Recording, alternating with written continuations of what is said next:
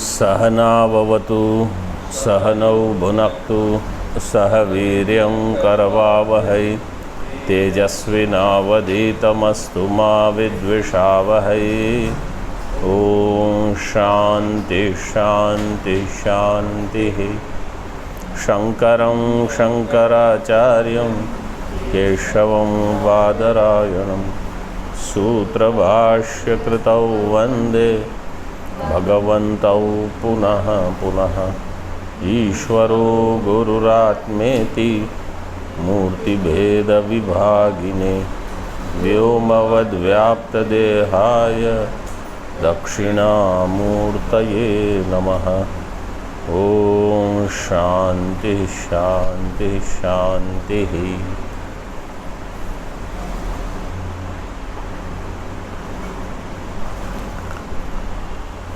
अंतिम वल्ली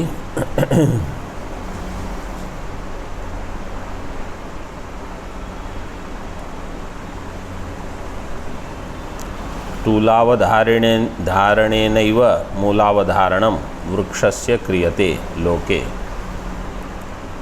यथैवं संसारकार्यवृक्षावधारणेन तन्मूलस्य ब्रह्मणः स्वरूप अवधिधारयिषया इयं षष्ठीवल्यारभ्यते। अकॉर्डिंग टू भाष्यकार दिस इज सिक्स्थ वल्ली, ये छठी वल्ली है, षष्ठी वल्ली। मतलब भाष्यकार यहाँ विभाग नहीं करते कि प्रथम अध्याय में 1 2 3, द्वितीय अध्याय में फिर से 1 2 3, 1 2 3 4 5 6 ऐसे नंबर दिए हैं। देखो इसको कहते हैं संबंध उक्ति। संबंध कैसे बताते हैं, टीका में देखो पहले। शाल्मल्यादि तूल दर्शनेन अदृष्टमपि वृक्षमूलं यथा अस्ति इति अवधार्यते, तद्वत् अदृष्टस्यापि ब्रह्मणो अवधारणाय प्रक्रमते इत्याह। शाल्मल्यादि तूल दर्शनेन, ये वृक्ष का नाम है। ऐसे वृक्ष होते हैं, शाल्मली नाम है इसका, शाल्मली, जिसको हम शाल्म वृक्ष कहते हैं। सुना तो है हमने नाम, वही है यहाँ शाल्मली। शाल्मल्य आदि तूल दर्शनेन, उसका मूल कितना नीचे है वो अगर आपको जानना है तो क्या करना होगा, वो ऊपर कितना बड़ा है वो देखो। जितना वो ऊपर उठा है वृक्ष, उससे आपको पता चलेगा वो नीचे कितना गहरा होगा। वो साधारण समझो, हम ये वृक्ष नहीं देखते। आप बिल्डिंग देखो, जो बड़ी बिल्डिंग होती है ना, उसका मूल बहुत नीचे तक होता है, क्योंकि उतना अगर नीचे अंडरग्राउंड काम नहीं किया तो इमारत खड़ी नहीं रहोगी। तो तूल देख के, मतलब उसका ऊपर का विस्तार देख के मूल का अवधारण, ये न्याय है। तूलावधारण है ना, मूलावधारण। सामान्य जगत में भी कोई व्यक्ति अगर ऊपर तक पहुंचा है और वास्तव में उनमें ज्ञान है और मेहनत करके पहुंचे हैं, गड़बड़ करके पहुंचे हो तो अलग होते हैं, जैसे पॉलिटिक्स में कभी कभी। लेकिन साधारणतः अगर अच्छे स्थान पर पहुंचे हैं, वो बहुत मेहनत करके पहुंचे हैं, तो उनकी मेहनत दिखती नहीं है, हमको उनका स्थान दिखता है, उनका प्रभाव दिखता है। वो यहाँ जाते हैं, वहाँ जाते हैं, इनसे मिलते हैं, लोग इनसे मिलते हैं, लोग इनके पीछे आते हैं। तो कोई कहेगा ये क्या है, ऐसा कैसे है? तो उसके पीछे उनकी मेहनत है। अब आप कहो मेहनत मतलब कर्म है, उपासना है, ज्ञान है, जो भी है, उसके बिना कोई ऊपर नहीं पहुंचता। परीक्षा में भी देखो, जैसे कोई ये कहेगा यूपीएससी टॉपर है या सीबीएसई टॉपर है, जो भी हो, तो ऐसे ही थोड़ी पहुंच जाते हैं वो अच्छी मेहनत करते हैं वो।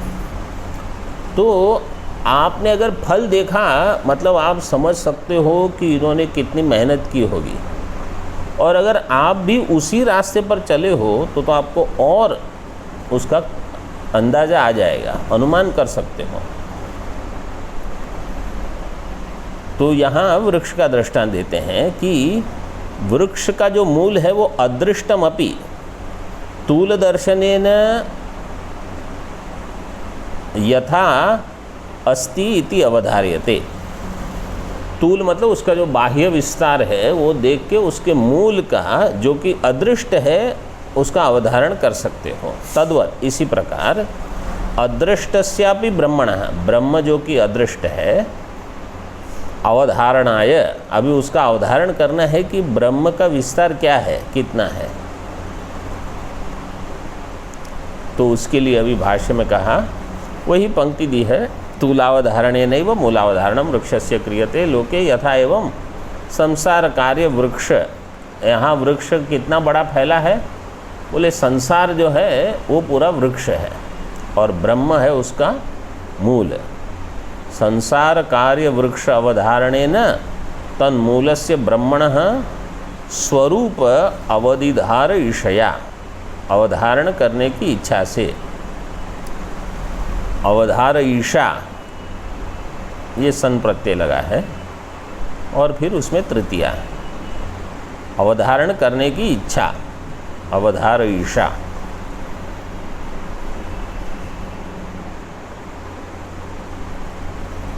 इयं षष्ठीवल्ली आरभ्यते। ऊर्ध्वमूलो वाक्शाख येषोऽश्वत्थः सनातनः तदेव शुक्रं तद्ब्रह्म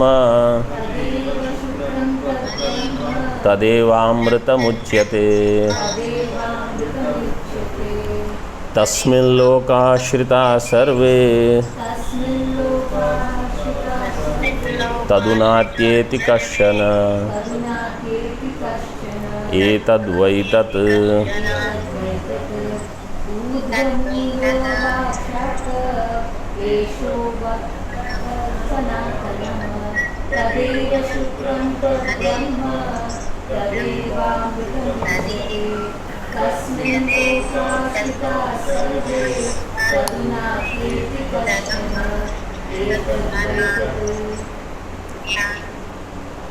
एषः अश्वत्थः, ये ऐसा मतलब जो यहाँ पर ही दिख रहा है ये अश्वत्थ वृक्ष है। ऐसा शब्द से जो नज़दीक है, प्रत्यक्ष है, उसका उल्लेख होता है। सन्निकृष्टम, ये तत्पद जो है सन्निकृष्ट वस्तु के लिए होता है और तत्पद परोक्ष के लिए।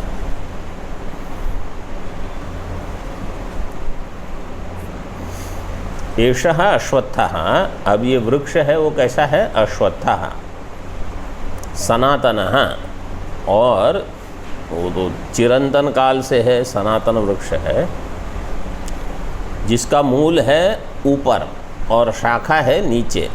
ऊर्ध्वमूलः अवाक् शाखः, अवाक् शाखा यस्य सः अवाक् शाखः वृक्षः। ऊर्ध्वं मूलं यस्य तत् सः ऊर्ध्वमूलः वृक्षः। दोनों बहुव्रीहि समास है। जिसका मूल नीचे है, ऊपर है और शाखा नीचे है। और ये तदेव शुक्रम तद ब्रह्म तदेवामृतम उच्यते, ये पहले ही आ गया, पूर्ववल्ली के 8वें मंत्र में था। वही शुक्र मतलब शुद्ध है, वही ब्रह्म है, वही अमृत है, उसी को अमृत कहा जाएगा। उसी में सारे लोग आश्रित हैं। तस्मिन् लोकाः श्रिताः आश्रिताः सर्वे, सर्वे लोकाः आश्रिताः। तदु न अत्यति कश्चन, तद उ कश्चन न अत्यति, कोई इसका पार नहीं कर सकता, मतलब इसके बाहर कुछ नहीं है, ब्रह्म के बाहर कुछ नहीं, ब्रह्म की सीमा ही नहीं है, सब कुछ ब्रह्म में ही है। ऐसे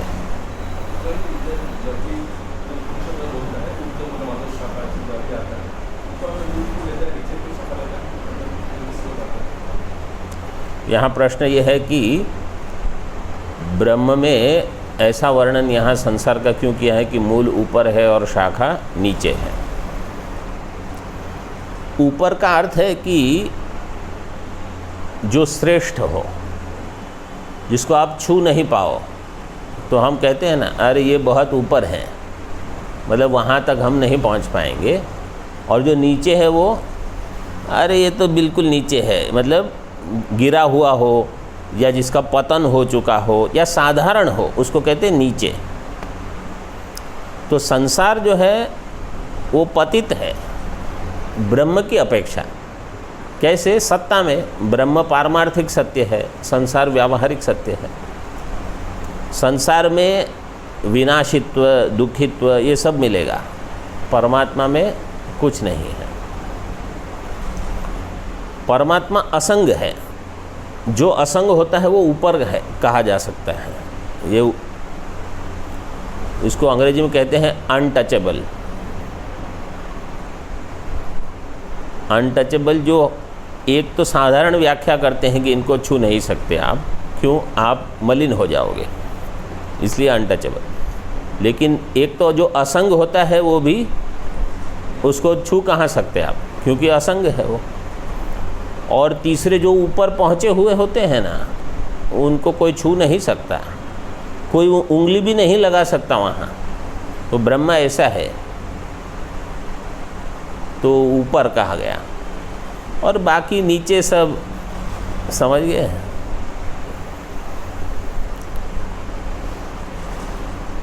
ऊर्ध्वम मूलम यत् तद विष्णो परमं पदम। अभी यहाँ कह दिया ऊर्ध्व मूल मतलब विष्णो परमं पदम, जो सबसे श्रेष्ठ है वो। यस्मान् न परम किंचित, सा काष्ठा सा परागति, वो परमं पदम अस्य इति। सो अयम अव्यक्तादि स्थावरान्तः संसार वृक्षः ऊर्ध्वमूलः। सोयम अव्यक्तादि स्थावरान्तः, अव्यक्त से लेकर स्थावर तक। सोयम अव्यक्तादि स्थावरान्तः संसार वृक्षः, ये संसार का जो वृक्ष है। ऊर्ध्वमूलः, अव्यक्त से लेकर, अब आपको पता है वो याद है, इंद्रियेभ्य परा ही अर्थाः अर्थेभ्यश्च परम मनः, मनसस्तु परा बुद्धि, बुद्धेरात्मा महान परः, महतः परम अव्यक्तम। तो अव्यक्त तक, फिर अव्यक्तात् पुरुष परः, पुरुष को छोड़ के अव्यक्त से अव्यक्त तक लेकर उसके नीचे कहाँ तक? स्थावर तक। अव्यक्तादि स्थावरान्तः संसार वृक्ष है। ये पूरा का पूरा संसार वृक्ष है, मतलब स्थूल सूक्ष्म कारण अवस्था वाला। हाँ, पारायण वो आप कमरे में करो। सोयम अव्यक्तादि स्थावरान्तः संसार वृक्षः ऊर्ध्वमूलः, ये संसार का वृक्ष जो है वो ऊर्ध्वमूल वाला है। अब टीका में देखो, वृक्षश्च वृश्चनात्, उसका क्या? वृक्ष शब्दे प्रवृत्ति निमित्तमाह वृश्चनात्। वृश्चनात् मतलब टीका में देखो आगे, ओ वृश्चु छेदने अस्य धातोः सप्रत्ययान्तस्य रूपम वृक्ष इति। ओ वृश्चु छेदने, तो ये जो वृक्ष शब्द है वो कैसे बना? ओवृश्च, ओवृश्चु मतलब ओवृष, उसमें ओ भी चला जाएगा और इत संज्ञा लेके, और वृश्च रहेगा, ऊ चला जाएगा। तो जो वृश्च है वो वृश्चनात् छेदने, छेदन की धातु है। अस्य धातु हो सब प्रत्यांतस्य रूपम वृक्ष। ये टीकाकार ने दिया है।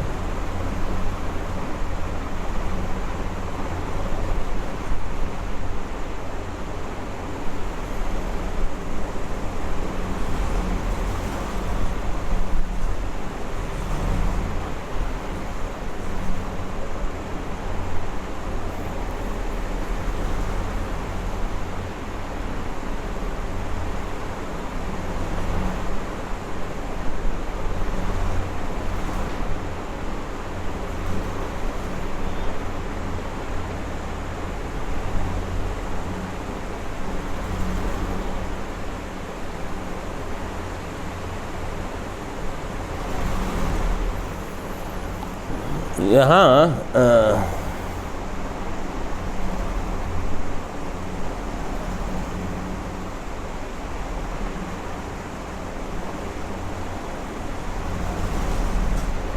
ये वाचस्पत्यम में क्ष प्रत्यय दिया है, आधा क और स, क्ष प्रत्यय। स प्रत्यांश रूपम प्रत्यांतस्य रूपम वृक्षम।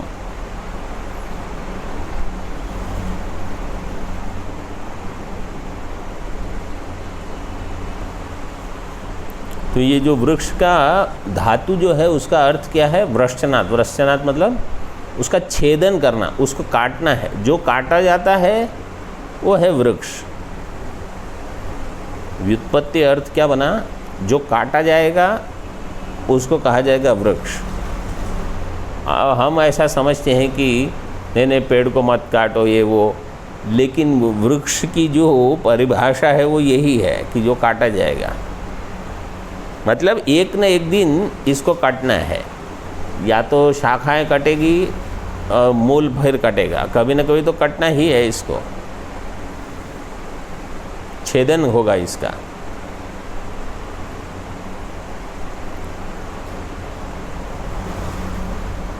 छेद्यत्व युक्ति माह। अभी छेद्यत्व क्यों है इसमें युक्ति देते हैं। अब जो भाष्य है संसार वृक्ष का वो बढ़िया भाष्य है और इसमें टीका भी है। हमने पहले जो भाष्य पढ़ाया है उसमें टीका नहीं थी, तो अभी थोड़ा और विस्तार से देखो। जन्म जरा मरण शोकादि अनेक अनर्थात्मकः प्रतिक्षणम अन्यथा स्वभावो माया मरीच्युदक गंधर्व नगरादिवत दृष्ट नष्ट स्वरूपत्वात्। इतना देखो पहले। जन्म जरा मरण शोक ये सब चलते रहेगा संसार में। जन्म जरा मरण शोकादि अनेक अनर्थात्मक है, मतलब संसार अनर्थ से बिल्कुल भरा हुआ है। अब ये वर्णन सुन के भी थोड़ा वैराग्य अगर आ जाए तो अच्छा है। प्रतिक्षणम अन्यथा स्वभाव, हर क्षण ये बदलेगा। आपको ऐसे लगेगा कि अरे अभी तो सब ठीक है, अगले क्षण में क्या होगा पता नहीं। कहीं सभी और कहीं जो लोग मतलब संसार के अधिक नज़दीक है उनमें ये अधिक दिखेगा, और जो ब्रह्म के अधिक नज़दीक है उसमें कम दिखेगा, क्योंकि ब्रह्म कूटस्थ है तो उनका स्वभाव अधिक कूटस्थ भी रहेगा और शांत रहेगा, और जो नीचे है वो ज़्यादा गड़बड़ दिखती रहेगी। प्रतिक्षणम अन्यथा स्वभाव है। माया मतलब ये जो जादूगर की माया होती है वो माया यहाँ लेना। हाँ, मायावी की माया। मरीचि उदक, मरीचि में उदक जल, और गंधर्व नगर आदिवत दृष्ट नष्ट स्वरूपत्वात्। इसका स्वरूप कैसा है? दृष्ट, जैसे दिख रहा है वहाँ वो नष्ट हो गया, दिख रहा और नष्ट हो गया। अरे क्या हो गया? ऐसा ही है, दृष्ट नष्ट स्वभाव। टीका में देखो अभी। प्रसिद्ध वृक्ष साम्यात् वा वृक्ष शब्द प्रयोग इति अभिप्रेत्याः। अथवा इसका प्रयोग इसलिए किया कि ये वृक्ष से इसमें बहुत सारी समानता है। जैसे वृक्ष का बड़ा तना होता है, उसकी शाखाएं होती हैं, पत्ते होते हैं, फूल होते हैं, फल होते हैं, पक्षी बैठते हैं, नीड होती है, बहुत सारी चीज़ें होती हैं, और उनका मूल होता है और दूसरी उपशाखाएं होती है, नए नए पत्ते आते रहते हैं। तो उसके साम्य से ये वृक्ष को साम्य बताते हैं। जो लोग, अभी मैं कुछ पढ़ रहा था, उसमें क्या कहा कि जो घूमते हैं उनको ज्ञान राशि उनकी बढ़ती है, ये सही है।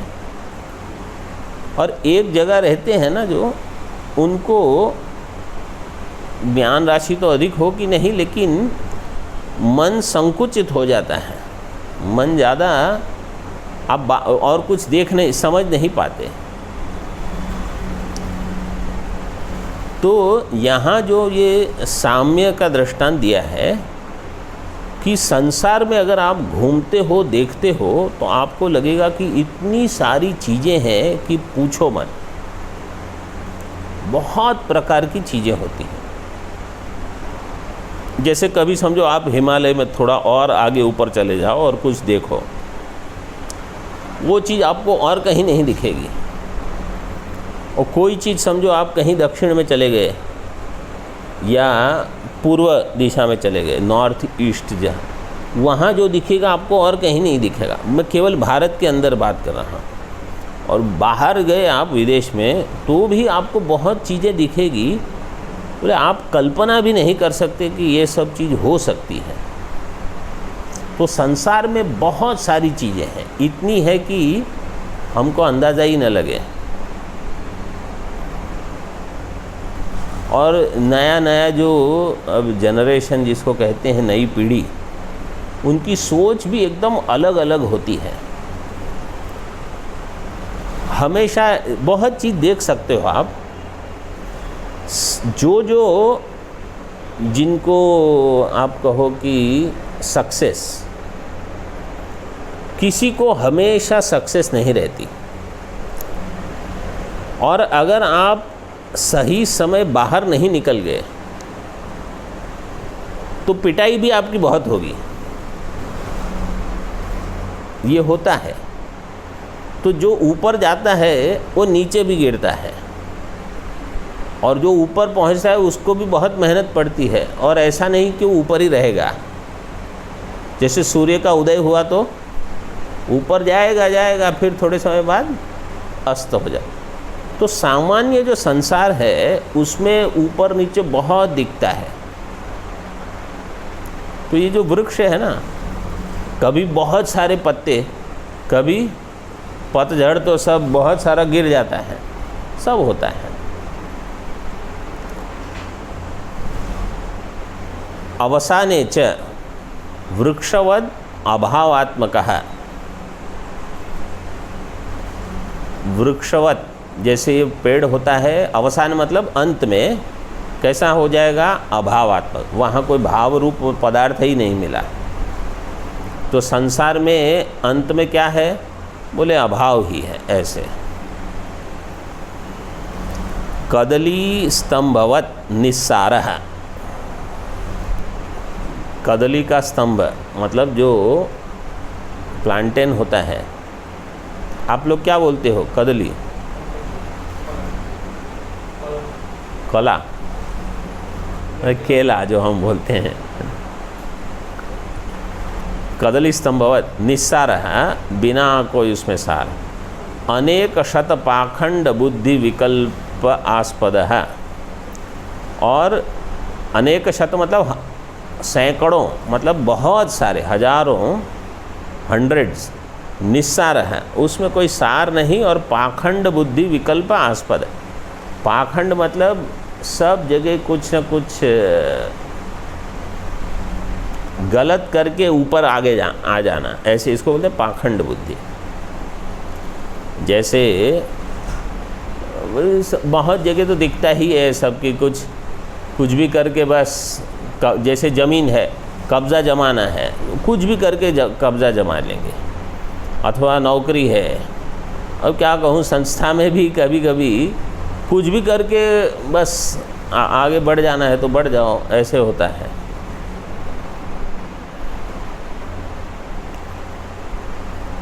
विकल्पास्पदः तत्व, हाँ अभी टीका में देखो, प्रसिद्धो वृक्षः स्थाणुर्वा पुरुषो वा इति विकल्पास्पदो दृष्टः तथा अयमपि संघातो वा परिणामो वा आरब्धो वा। तो जैसे प्रसिद्ध वृक्ष में विकल्प रहता है, ये स्थाणु है कि पुरुष है, वैसे ही संसार में भी संघातवाद, परिणामवाद, आरंभवाद ये सब विकल्प है। अथवा सद वा असद इत्यादि नाम, सत्कार्यवाद, असत्कार्यवाद, अथवा ये सत है कि असत है, संसार कैसा है, सत है कि असत है, मतलब सत्य है कि मिथ्या है, मिथ्या है। ऐसे अनेकेषां शतसंख्याक पाखंड बुद्धि विकल्पानां विषयः इत्यर्थः। अनेकेषां बहुत सारे जो विचारक हैं, शतसंख्याक पाखंड बुद्धि विकल्पाना, कोई तो जानबूझ के गलत ही सोचते हैं कि नहीं वैसा होगा वैसा होगा, अरे जो है वो नहीं उल्टा, ये है पाखंड बुद्धि विकल्प, उसका विषय बनता है संसार। पाखंड बुद्धि विकल्पानां विषयः संसार वृक्षः प्रसिद्धः। किं संज्ञकोऽयं वृक्षः इति अनध्यवसाय गोचरः कश्चिद् वृक्षो दृष्टस् तथा अयमपि इति साम्यांतरमाह। किं संज्ञकः, इसका समास विग्रह कैसे होगा,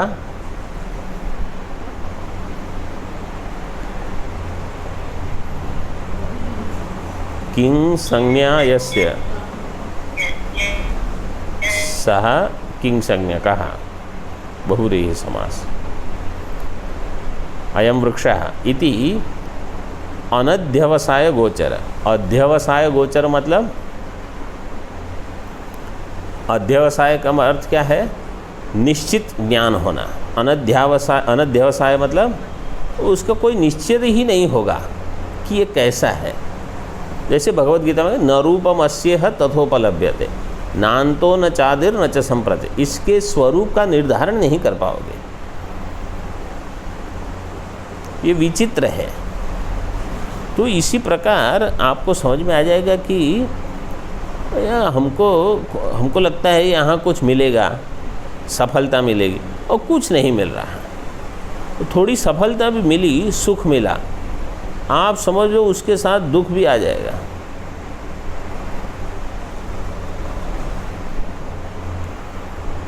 और दूसरा क्या है, सफलता मिलते मिलते आपके शरीर में बुढ़ापा आ जाएगा, क्योंकि सफलता थोड़ी कम आयु में थोड़ी मिलती है, सफलता मिलते मिलते ही बुढ़ापा आ जाएगा। तो जब सफलता हाथ में आएगी तब शरीर चला गया होगा। अथवा ये सफलता जो है ना, यही आपके शरीर के मतलब बीमारियों का कारण हो जाएगी।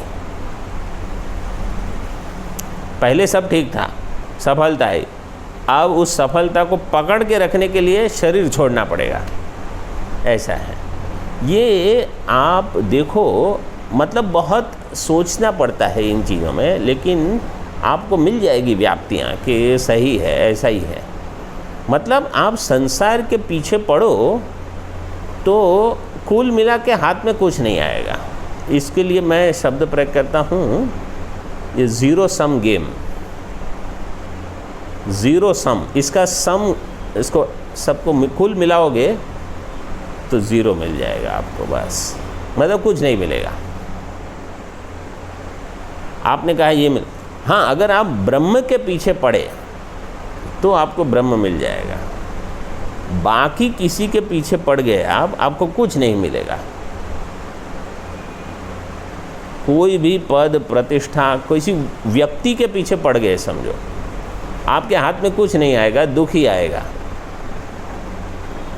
इसलिए शास्त्र को ही प्रमाण मानो, शास्त्र निर्दिष्ट जो ब्रह्म है उसी को पकड़ने की चेष्टा करो, और कहीं पकड़े तो अटके तो गए, कुछ नहीं मिलेगा।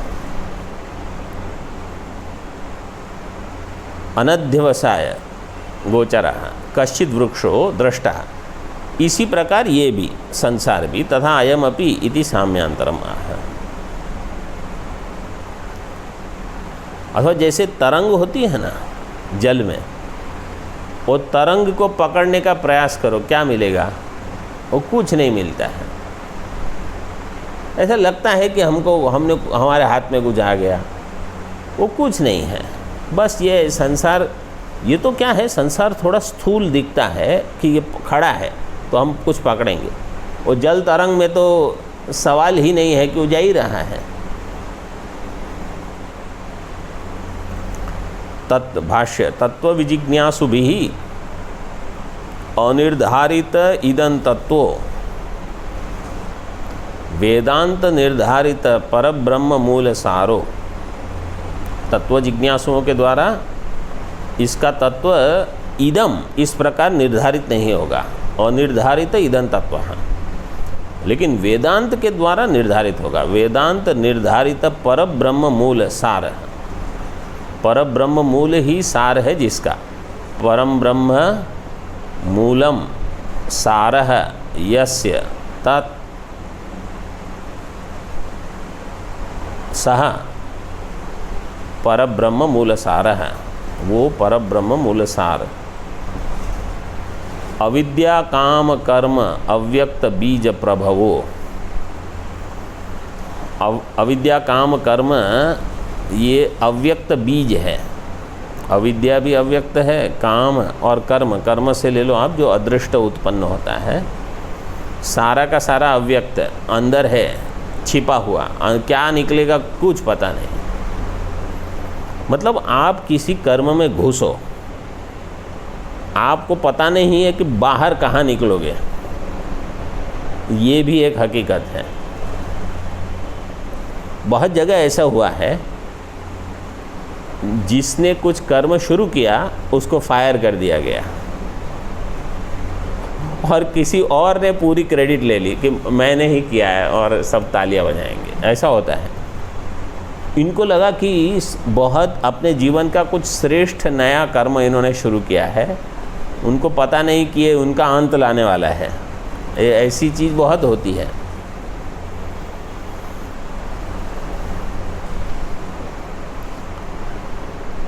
अविद्या काम कर्म अव्यक्त बीज प्रभव, अव्यक्त इसका बीज है।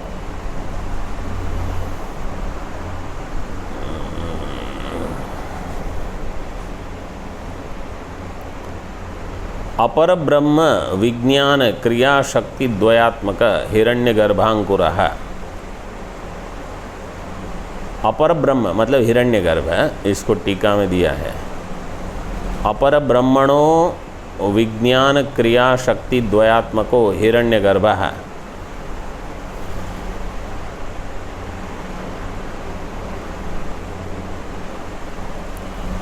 प्रथमो अवस्था भेदो अंकुरो अस्य अपर ब्रह्मणः इति तथोक्तः।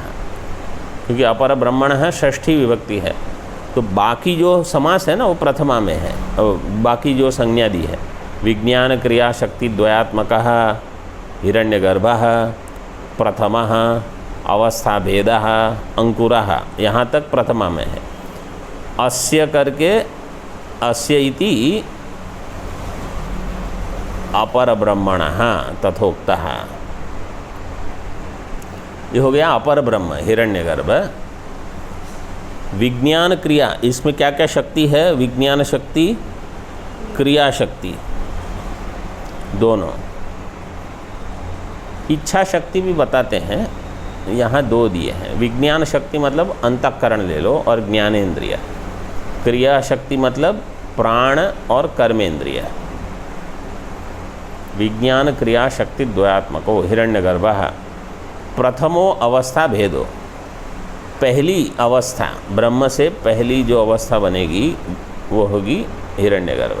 अंकुरः वृक्ष का ये अंकुर है, पहला हिस्सा बाहर निकलता है। फिर तो ऊपर दिया भाष्य में वही अपर ब्रह्म विज्ञान क्रिया शक्ति द्वयात्मक हिरण्य गर्भांकुर है, लगभग वही का वही दिया है। सर्व प्राणी लिंग भेद स्कंधा, सारे प्राणी के जो सूक्ष्म शरीर हैं उसमें भेद रहेगा अलग अलग, वो है उनके स्कंद। स्कंद मतलब ये जो मुख्य उसका जो तना बनता है ना, वही उसका मुख्य भार झेलने वाला है। तृष्णा जल आसेक उद्भूत, और उसको जल दिया गया है। क्या है? तृष्णा। सारे सूक्ष्म शरीर में इतनी सारी वासना है, मुझे ये करना है, मुझे वो करना है, मुझे यहाँ जाना है, वहाँ, तो इसके कारण ये सब बढ़ते जाता है, बढ़ते जाता है। यहाँ तक, बाकी कल देखेंगे। ओम पूर्णमदः पूर्णमिदं पूर्णात् पूर्णमुदच्यते पूर्णस्य पूर्णमादाय पूर्णमेवावशिष्यते। ओम शांति शांति शांति। शंकरं शंकराचार्यं केशवं बादरायणं सूत्रभाष्यकृतौ वन्दे भगवन्तौ पुनः पुनः। ईश्वरो गुरुरात्मेति मूर्तिभेदविभागिने व्योमवद्व्याप्तदेहाय दक्षिणामूर्तये नमः। ओम शांति शांति शांति।